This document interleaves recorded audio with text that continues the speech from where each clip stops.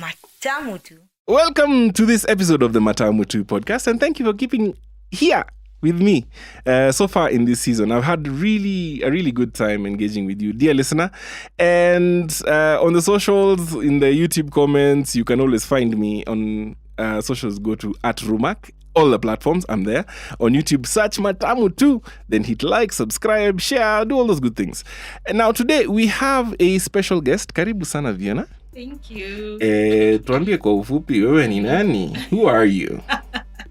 I really hate that question. Why? Because how do you even answer it? See, you just answer.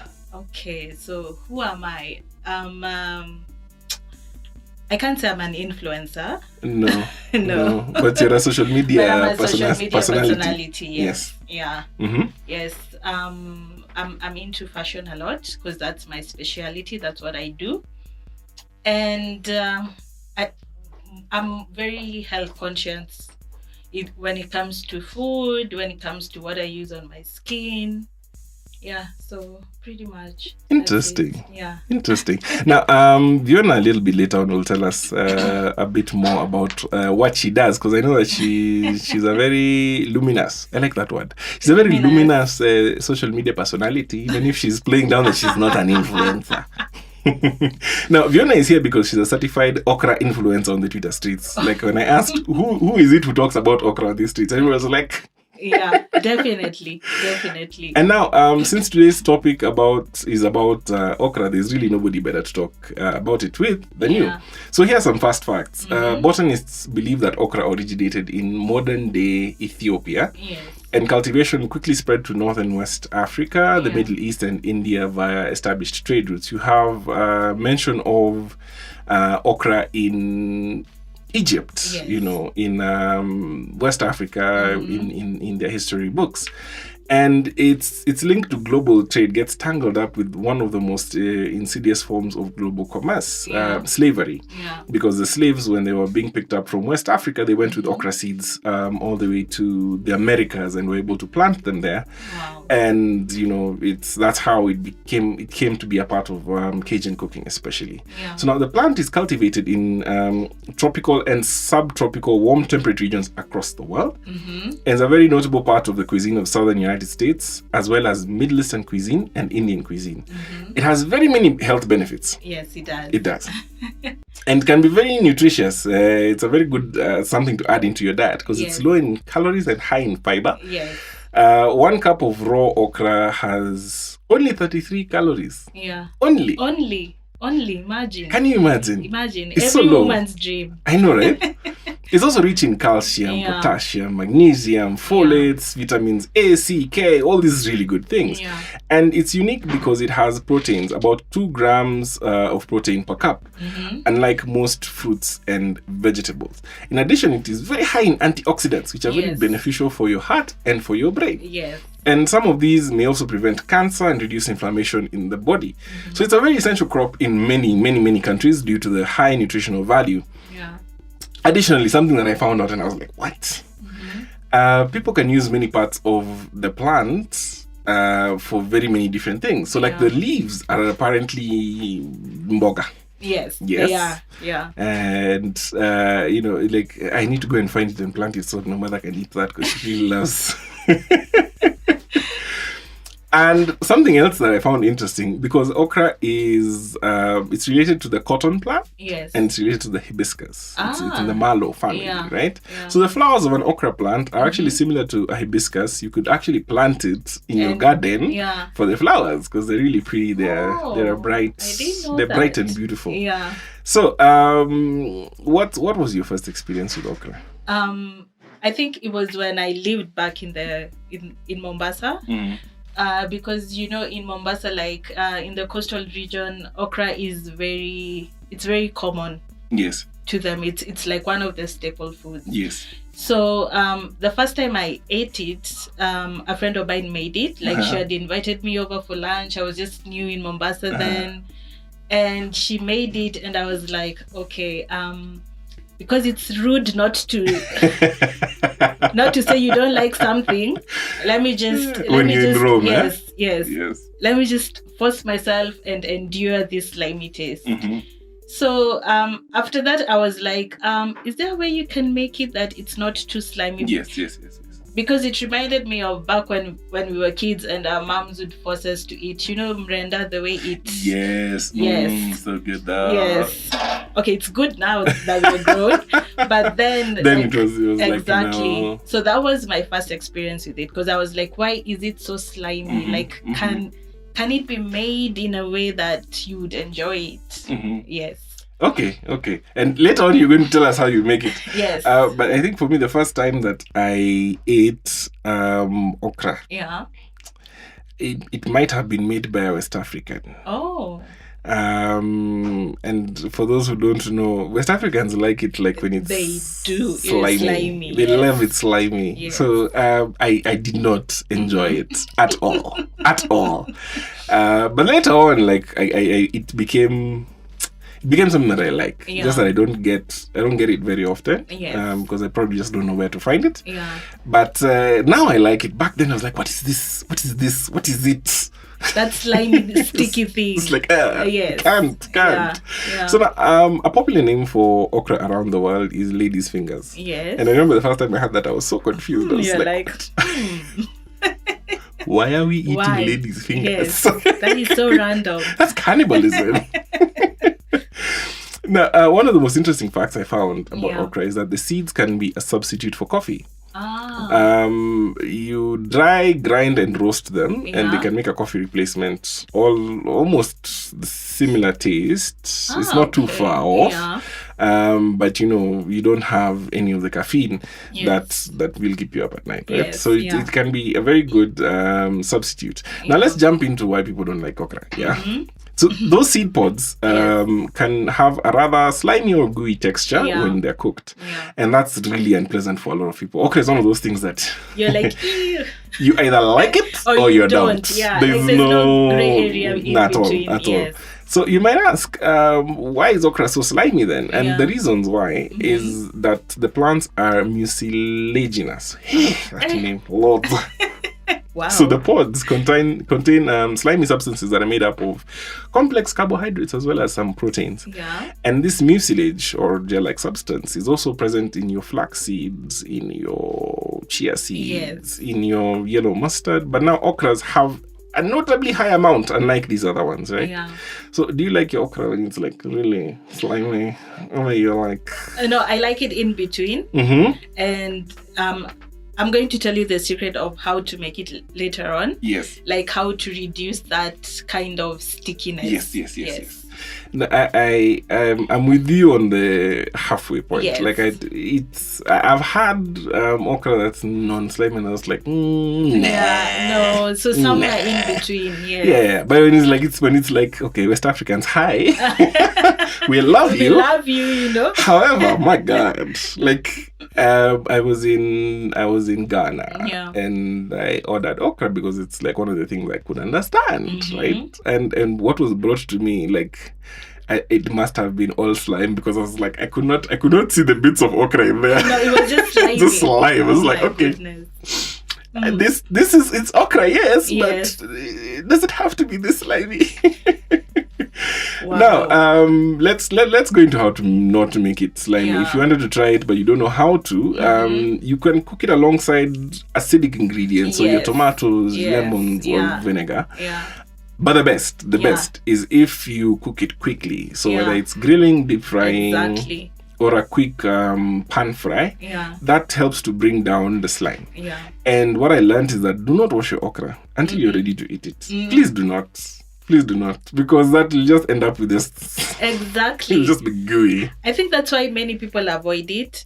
Because of that.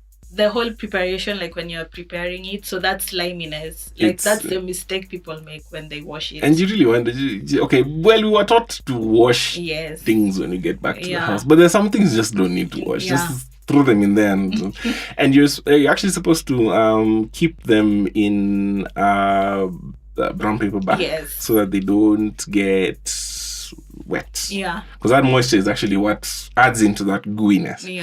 And then also don't go for the okras that are like extremely large.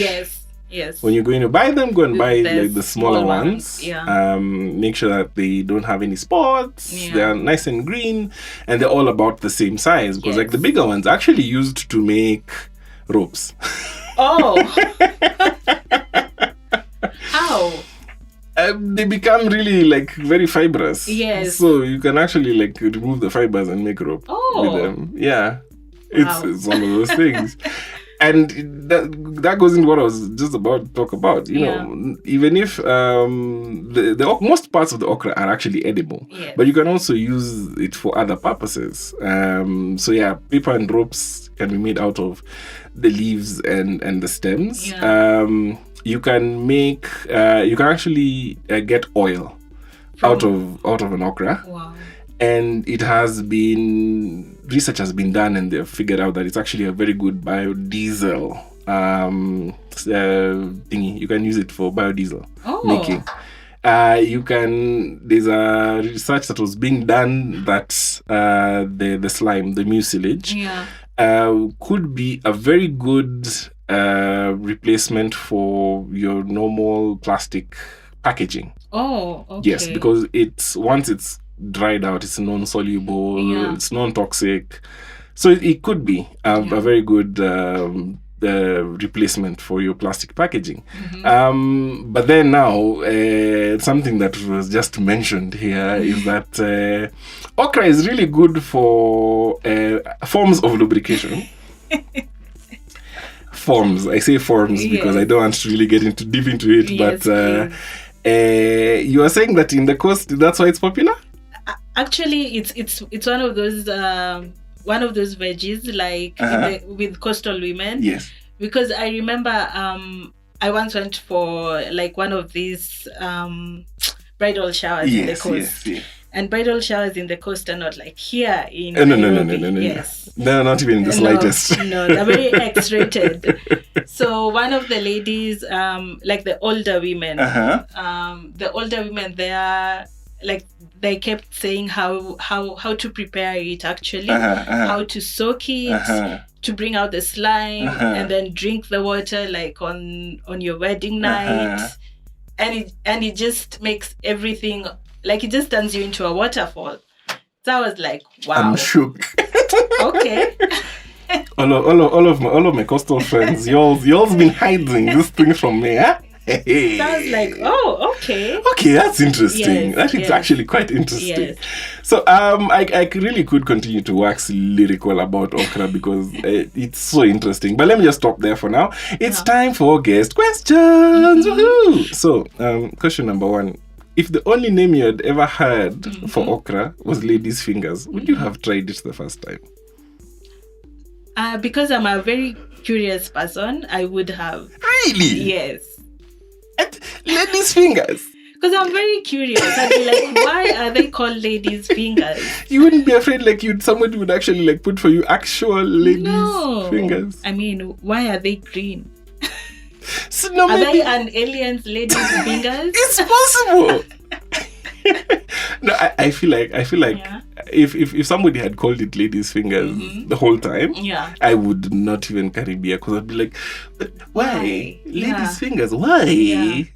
Okay, so how do you like to make your okra? Please give us your recipe. Okay, so mine, I usually like it a bit fried. So I usually do onions, a bit of coriander, a bit of black pepper, and then I grate it with carrots as well. Okay. So, and then afterwards, when you're mixing it, the secret is to use lime. Yes. All right. So when you're mixing it, like the last thing you put before you put your danias on top of it is just squeeze in some lime or lemon, but I prefer lime. Okay, that sounds like it would make it really very tangy. Good. Yeah, it's a bit tangy, but then now it removes all the stickiness. Absolutely. Yes. Okay. Yeah. So Fiona is going to give us that recipe and we're going to put it in the show notes. So please make sure you're going to try. I'm also going to go and try that recipe because lime, like I see it. Yeah. I see it in my mind. I think it'll be really, really nice. It's actually really nice. Okay. So what's been your go-to pandemic recipe? Mine actually, okra was one of them. Yes. Because I'm anemic, so okay. okra is very high in vitamin K. Yes. And also calcium. Yes. So like the things that you really need, it's very good in. So that's why okra like became my staple. Now during the pandemic, I added it with a bit of baobab powder as well. Yes. And a bit of like I went the alkaline way sort of. So I did more alkaline stuff. Like I added hibiscus, all those all those acidic fruits. Yes. Okay. Yeah. And one question that has been asked by our co-producer over here: you're in the middle of a zombie apocalypse, right? Yes. Would you choose to die or eat actual ladies' fingers, aka eat humans, cannibalism? Can I start with Idris? If it's Idris, I can start with it. I'm down. Wow. Yes. Wow. I don't know if Idris Elba will actually listen to this, but Idris, if you're listening to this, I would be afraid. I'll be very, very afraid. All right. So now, Fiona, please tell us a lot more about what you're doing and what you'd want our listeners to know about you. Well, I'm a jack of all trades, or is it a Jackie of all trades? Jackie. Oh, Jackie for sure. Yes. We're being PC here. Yes, we have to be. Okay. So, mainly my work is I'm more of a fashion designer. So I do a lot of fashion apparels, but mostly now I've stuck to corporate. So I do a lot of corporate apparels and bags, mostly bags. And one of my side hustles still is photography. I love photography so much. And I also incorporate, like, I've been trying to do all this wellness and health sort of.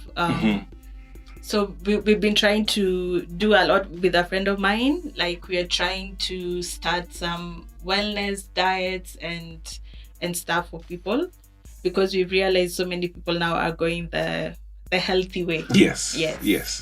Ni wengi, hata mimi ni moja hapo. Yes. So pretty much, yeah, I can say I'm all-rounded. Okay, yes. That's a good thing. Yeah. We will leave links to Fiona's social medias, to her professional pages. You can go and get some bags. Kwanza the bags, she does a really, really good job with those ones. Thank you. Please give her all your business, all of it. And that's it for this episode of the Matamu podcast. Thank you so much for joining us, Fiona. Thank you for having me. And thank you, dear listener, for keeping it with me here. And feel free to share with your friends. Let's see how many okra lovers are out there. Please. It's your boy, Rumak, telling you to keep calm and try some okra.